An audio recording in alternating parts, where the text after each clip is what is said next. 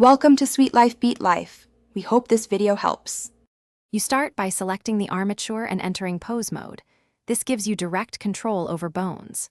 Once done, make sure the mesh and armature visibility are configured.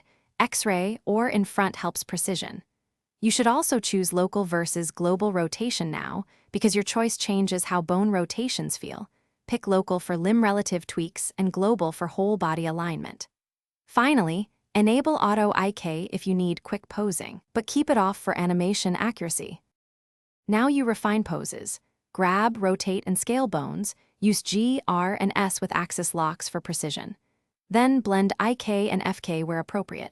IK simplifies feet and hands, while FK gives natural arcs. Add constraints, limit rotation to avoid joint flips, copy rotation to mirror behavior, because constraints keep poses believable.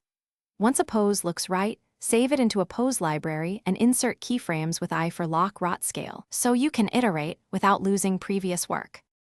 To finish, scrub the timeline and polish deformations. If the mesh deforms oddly, inspect weight paint and correct weights where needed. Once satisfied, apply final keyframes and store a neutral rest pose. If bones snap or flip, clear transforms with Alt plus G, Alt plus R, Alt plus S, and consider correcting bone roll. Use quaternions to prevent gimbal issues. A key troubleshooting tip: if unexpected flips persist, toggle Auto IK and test FK-only motion to. Thanks for watching. Consider subscribing if we helped you.